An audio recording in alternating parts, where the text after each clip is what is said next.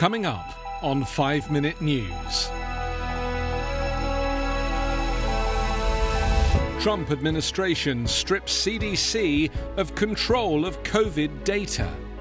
Slave trader statue replaced by sculpture of Black Lives Matter protester. And climate change makes freak Siberian heat 600 times more likely.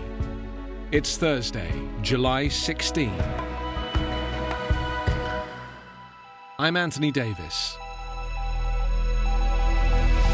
The Trump administration has ordered hospitals to bypass the Centers for Disease Control and Prevention and send all COVID-19 patient information to a central database in Washington. The move has alarmed health experts who fear the data will be politicized or withheld from the public. The new instructions were posted recently in a little notice document on the Department of Health and Human Services website. From now on, the department, not the CDC, will collect daily reports about the patients that each hospital is treating, the number of available beds and ventilators, and other information vital to tracking the pandemic. Officials claimed the change will streamline data gathering and assist the White House Coronavirus Task Force in allocating scarce supplies like personal protective gear and remdesivir, the first drug shown to be effective against the virus. But the Health and Human Services database that will receive new information is not open to the public, which could affect the work of scores of researchers, modelers, and health officials who rely on CDC data to make projections and crucial decisions. News of the change came as a shock to the CDC, according to two officials who spoke on the condition of anonymity because they were not authorized to discuss the matter. Public health experts have long expressed concerns that the Trump administration is politicizing science and undermining its health experts, in particular the CDC. The data collection shift reinforced those fears. Trump has repeatedly denied that the rise in cases reflects increased transmission of the virus and has instead insisted, falsely, that increased testing is the cause.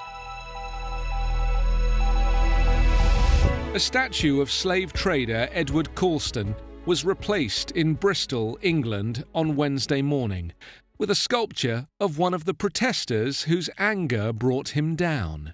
The figure of Jen Reid, who was photographed standing on the plinth with her fist raised after the 17th century merchant was toppled by Black Lives Matter demonstrators last month, was erected at dawn by a team directed by the artist Mark Quinn. The ambush sculpture is likely to reignite the debate over public statuary in the UK that began with the toppling of the Colston figure 5 weeks ago. On Wednesday morning, police said they had had no complaints and it was a matter for Bristol City Council. Marvin Rees, the city's mayor, issued a statement saying that the future of the plinth and what is installed on it must be decided by the people of Bristol.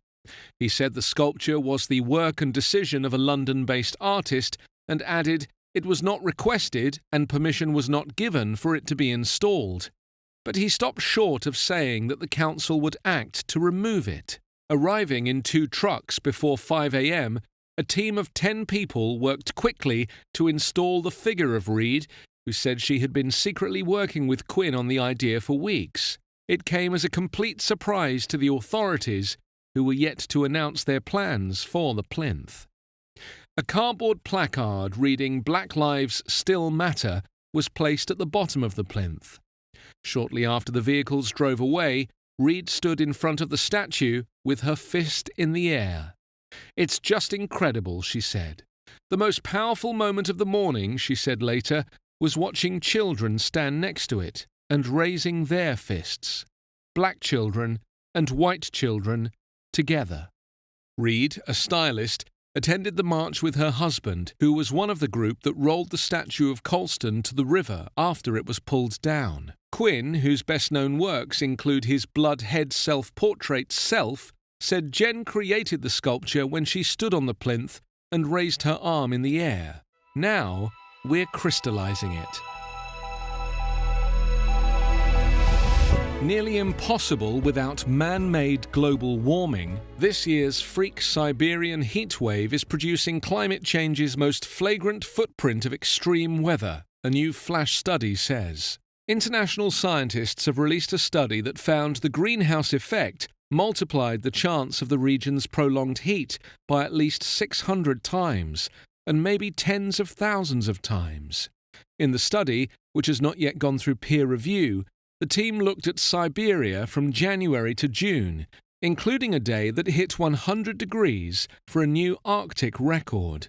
Scientists from the United Kingdom, Russia, France, Netherlands, Germany, and Switzerland used 70 climate models running thousands of complex simulations comparing current conditions to a world without man-made warming from the burning of coal, oil, and gas. They found that without climate change, the type of prolonged heat that hit Siberia would happen once in 80,000 years, effectively impossible without human influence. The team looked at both the average temperature in Siberia over the first 6 months of the year, when temperatures averaged 9 degrees above normal in the Russian town of Verkhoyansk in June. Both really couldn't happen in a world without the additional heat-trapping gases from burning fossil fuel, scientists said. You can subscribe to 5-Minute News on YouTube with your preferred podcast app. Ask your smart speaker or enable 5-Minute News as your Amazon Alexa flash briefing skill. Visit us online at 5minute.news. 5-Minute News is an independent production covering politics, inequality, health, and climate, delivering unbiased, verified, and truthful world news daily.